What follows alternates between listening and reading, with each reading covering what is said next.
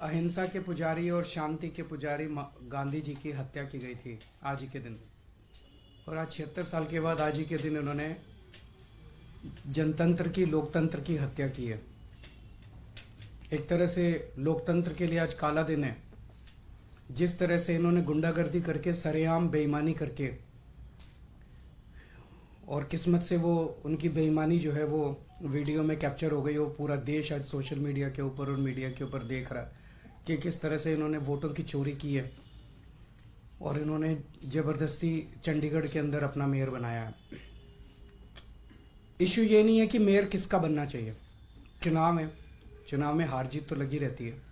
कभी वो जीतते हैं, कभी हम जीतते हैं। देश नहीं हारना चाहिए, देश जरूरी है। जनतंत्र नहीं हारना चाहिए, जनतंत्र जरूरी है। पार्टियां आती जाती रहती हैं, नेता आते जाते रहते हैं, मेयर आते जाते रहते हैं। मेयर इंपॉर्टेंट नहीं है। इशू आज ये नहीं है कि हमारा मेयर बनना था, हमारा मेयर नहीं बना। इशू नहीं है कि इंडिया गठबंधन को आज जीतना था, वो नहीं जीता। इशू है कि सरेआम दिन दहाड़े इन लोगों ने इतनी गुंडागर्दी और बेईमानी से आज चंडीगढ़ मेयर का चुनाव जीता है कि अगर इसको पूरे देश ने मिलकर नहीं रोका तो आने वाले समय के अंदर ये देश के लिए बहुत खतरनाक है। 2 साल पहले चुनाव हुए थे चंडीगढ़ के म्यूनिसिपैलिटी के। उसके आंकड़े ये हैं कि 13 हमारे काउंसलर हैं, 7 कांग्रेस के हैं, 15 इनके हैं और 1 अकाली दल का है जो इनके साथ है, तो 16 इनके हैं। 13 हमारे, 7 कांग्रेस के और 16 इनके, टोटल 36 हैं। अभी तक कांग्रेस और हम अलग अलग लड़ते थे, तो 2 साल से जाहिर तौर पे 16 इनके थे, 13 हमारे थे, 7 कांग्रेस के, तो 2 साल से इन्हीं का मेयर और इन्हीं का डिप्टी मेयर बन रहा था। स्ट्रेट कैलकुलेशंस है, स्ट्रेट। इस बार इंडिया गठबंधन के तहत कांग्रेस और आम आदमी पार्टी साथ आ गई, तो स्ट्रेट इलेक्शन था। 20 हमारे थे, 16 उनके थे। इसमें कोई बहुत बड़ी गणित नहीं थी, इसमें कोई बहुत बड़ा वो नहीं था। लेकिन शुरू से इनकी नीयत खराब थी, शुरू से इनकी नीयत खराब थी। जब से चुनाव ऐलान हुए, सबसे पहले तो इन लोगों ने प्रिसाइडिंग ऑफिसर, अपनी पार्टी के एक कार्यकर्ता को, अपनी पार्टी के एक ऑफिस बेरर को, पदाधिकारी को इन्होंने प्रिसाइडिंग ऑफिसर घोषित कर दिया। उसके बाद जब चुनाव की तारीख तय हुई, 18 जनवरी को चुनाव था। अचानक 18 जनवरी को इनका पदाधिकारी जो था, ये प्रिसाइडिंग ऑफिसर, ये बीमार, बोला मैं बीमार हो गया, अस्पताल में चला गया और चुनाव इंडेफिनेटली टाल दिए गए। हम कोर्ट गए और कोर्ट से हम लोग तारीख तय करवा के लाए। इस दौरान इन्होंने हमारे और कांग्रेस के काउंसलर्स को खरीदने की, डराने की, धमकाने की बहुत कोशिश की, जैसे कि पूरे देश भर में करते ही हैं। इनकी फितरत है, हर जगह करते हैं। लेकिन किस्मत से एक भी नहीं टूटा और आज चुनाव हुए, चुनाव होने थे, चुनाव हुए। कोर्ट के डायरेक्शंस के बावजूद इन लोगों ने जो बदमाशी की, हम सब देखते हैं कि चुनाव तो हुआ आज, लेकिन जब चुनाव के वोटों की गिनती होती है,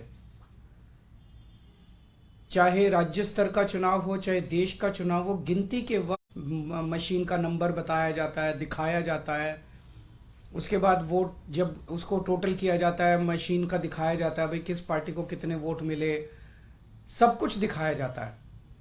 और सारी पार्टियों के एजेंट बाकायदा अच्छे से देखते हैं।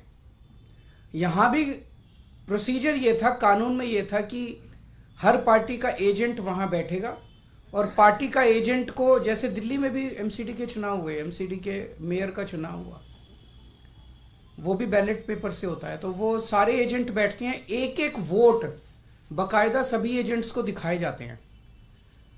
अगर किसी एजेंट को कोई आपत्ति करनी हो, भाई ये वोट इनवैलिड है, तो वो सबको दिखाया जाता है। अगर कोई एजेंट कहता है ये वोट इनवैलिड है, सबको दिखाया जाता है, सब उस पर अपने अपने तर्क देते हैं और प्रिसाइडिंग ऑफिसर अपनी उस पर रूलिंग देता है। एक तरह से क्वासी जुडिशियल वो करता है कि उस पर रूलिंग देता है। इन महाशय ने, जो इनके पदाधिकारी बीजेपी के आदमी थे, प्रिसाइडिंग ऑफिसर थे, इन्होंने आज किसी एजेंट को अपने पास नहीं आने दिया। इन्होंने सारे एजेंट्स को दूर धकेल दिया और खुद ही सारी वोट लेके बैठ गए, और बकायदा कैमरे के अंदर दिखाई दे रहा है कि किस तरह से वोट, जो हमारे वोट थे उनके ऊपर वो टिक मार्क करके उसको इनवैलिड, मतलब 2 टिक मार्क लग गए तो ये वोट इनवैलिड हो जाएगा। वो टिक मार्क करके इनवैलिड करते जा रहे हैं और फिर नीचे साइन कर रहे हैं। कुछ वोट पे मात्र साइन कर रहे हैं और कुछ वोट पे एक टिक मार्क और लगा रहे हैं। वो साफ साफ वीडियो में दिखाई दे रहा है। तो 36 वोट पड़ने थे, 36 में 16 इनके थे, 20 हमारे थे, 16 इनके पड़ गए, 16 इनके पक्ष में पड़े। 20 में से 8 वोट जो हमारे थे वो 8 वोट इन्होंने कैंसिल कर दिए, इनवैलिड डिक्लेयर कर दिए। यानी कि 36 में से 8 वोट मतलब 25% वोट इनवैलिड डिक्लेयर कर दिए। ये कौन सा चुनाव हुआ? पिछली साल जब चुनाव हुए थे तो हमारा 1 वोट इनवैलिड डिक्लेयर हुआ था। तो ऐसा तो नहीं कि हमारे वालों को वोट डालना नहीं आता, वोट तो डालना आता है। पिछली बार भी डाला था, इस बार भी डाला है। इस बार कैसे ऐसा हो गया कि सारे वोट डालना भूल गए हमारे वाले, सारे वोट इनवैलिड हो गए? तो पहले से सोच के आए थे कि इनको गुंडागर्दी मचानी है। किस्मत अच्छी थी कि कैमरे के अंदर सब कुछ पकड़ा गया। बड़ी इंटरेस्टिंग चीज है कि चुनाव के पहले कल ऑर्डर जारी करके चंडीगढ़ एडमिनिस्ट्रेशन ने मीडिया की एंट्री बैन कर दी। तो इसका मतलब नीयत तो शुरू से ही खराब थी, प्लान तो, षड्यंत्र तो पहले से ही बना रखा था इन लोगों ने कि गड़बड़ करनी है। इतने बड़े स्तर के ऊपर चंडीगढ़ के मेयर के चुनाव के लिए आज तक कभी भी इतनी वोट इनवैलिड नहीं डिक्लेयर की गई। 36 में से 8 वोट इनवैलिड मतलब 25% वोट। अगर इनसे 36 वोट काउंट करने में इतनी बड़ी धांधली कर रहे हैं, देश का जब बड़ा चुनाव होगा उसमें तो 90 करोड़ वोट पड़ते हैं, उसमें तो पता नहीं किस लेवल की धांधली करते हैं ये लोग। और 25% क्या, अगर उस चुनाव में तो 5-6% की भी वोट अगर इधर उधर हो जाए तो सब। तो आज का चुनाव ये दिखाता है कि किस तरह से ये जीतने के लिए, सत्ता पाने के लिए किसी भी हद तक जा सकते हैं। बड़े चुनाव में लोग तो कह रहे हैं ईवीएम तो होगा ही होगा गड़बड़। मुझे लगता है ये कुछ भी करते होंगे, वोटर लिस्ट ये फर्जीवाड़ा करते हैं, फर्जी वोट डलवाते होंगे, ये ईवीएम करवाते होंगे, सब कुछ करते होंगे जीतने के लिए। और मैं ये सोच रहा था कि अगर भगवान की दया से उसके बावजूद भी अगर ये नहीं जीते और हार गए तो ये ट्रंप की तरह कुर्सी नहीं छोड़ेंगे। फिर ये मतलब उस दिन कुर्सी से चिपके रहेंगे, चाहे मार्शल लॉ लागू करना पड़े देश में, ये कुर्सी नहीं छोड़ने वाले। तो ये देश के लिए जो आज दिखा, पूरे देश के अंदर, पूरे देश ने देखा, सारे मीडिया ने चलाया, ये बहुत खतरनाक है। और हम सब लोगों को, जो लोग इस देश से प्यार करते हैं, हम सब लोगों को इसका पुरजोर विरोध करना है और इन सब को रोकना है।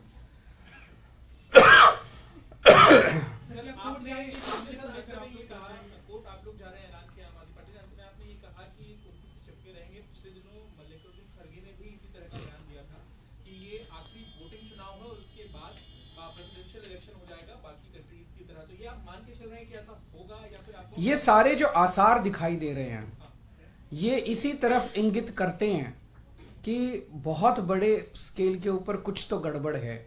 अगर एक 10 बाई 10 किलोमीटर का छोटा सा शहर चंडीगढ़, उस चंडीगढ़ के छोटे से शहर के अंदर एक छोटे से मेयर का चुनाव, उसके अंदर अगर ये इस किस्म तक, इस हद तक नहीं गिर सकते हैं तो बड़े चुनाव के लिए तो किसी भी हद तक जा सकते हैं लोग।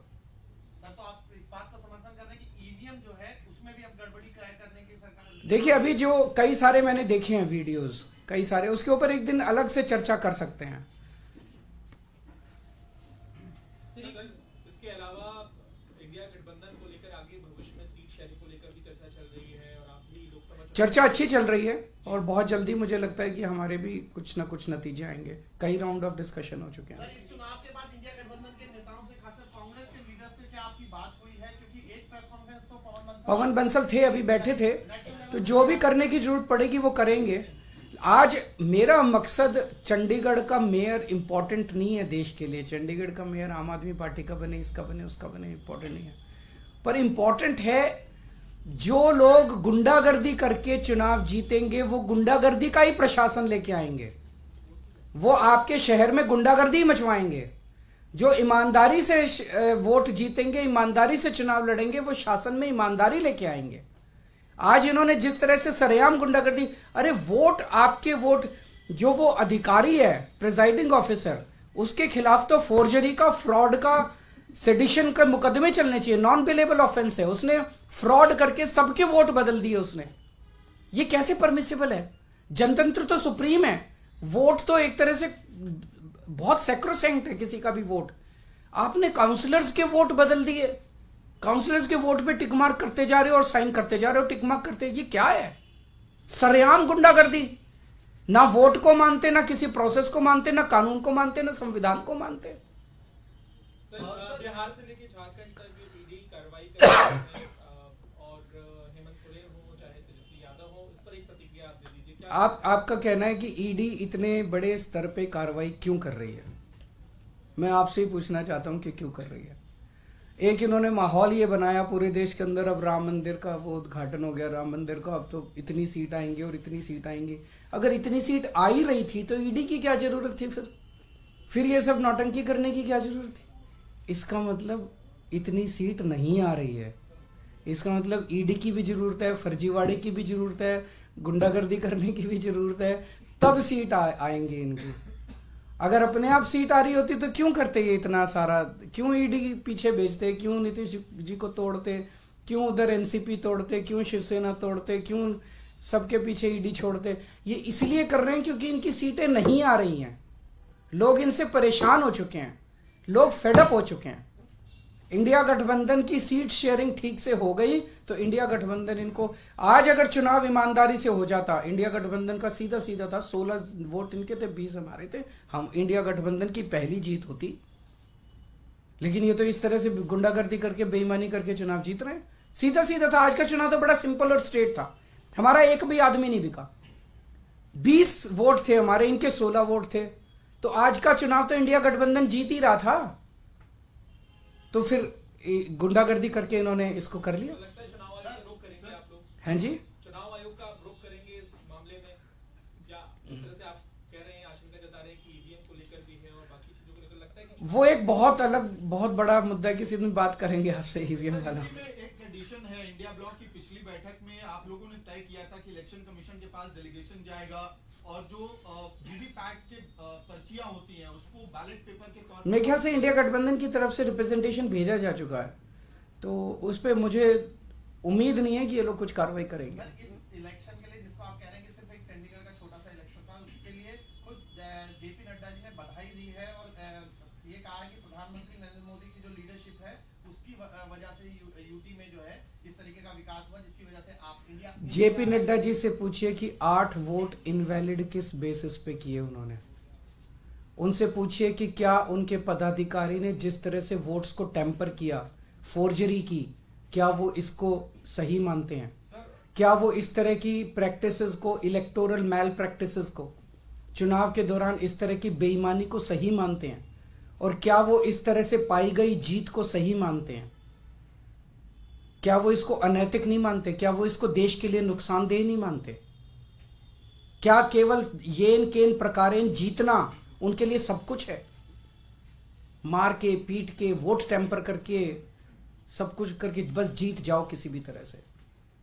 सर कल जिस तरह से हेमंत सोरेन को लेकर खबरें आ रही थी कि ईडी एक तरह से हंट पे दिख रही थी, लगातार खबरें प्लांट भी हो रही थी और दावा किया जा रहा था कि हेमंत सोरेन गायब हो गए, तो एक मुख्यमंत्री के बारे में जिस तरह से एजेंसियां काम कर रही हैं, आपको लगता है आने वाले समय में कार्रवाई और बढ़ने वाली है इंडिया ब्लॉक के लीडर्स के खिलाफ? मुझे लगता है लोकसभा के पहले जिस तरह से इनका माहौल है, इनको मेजॉरिटी नहीं मिल रही है।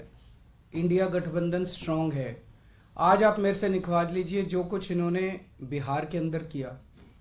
पिछली बार इन्होंने 17 सीट दी थी नीतीश जी को, 17 सीट पे लड़ी थी बीजेपी, 17 की 17। इस बार भी ये 17 सीट दें अगर नीतीश कुमार जी को, 17 की 17 सीटें नीतीश कुमार जी हारेंगे। उन्होंने बिहार की जनता के साथ धोखा किया, तो बीजेपी को इसका नुकसान होने वाला। इस तरह की हरकतें ये देश पसंद नहीं करता। ईमानदारी से लड़ो चुनाव, अगर आप जीते हो आप जीतो, कोई और जीते, कोई जिसकी सरकार बने उसको चलाने। Thank you. कोर्ट के आदेश के बाद चुनाव हुए थे तो आम आदमी पार्टी आपका क्या हुआ?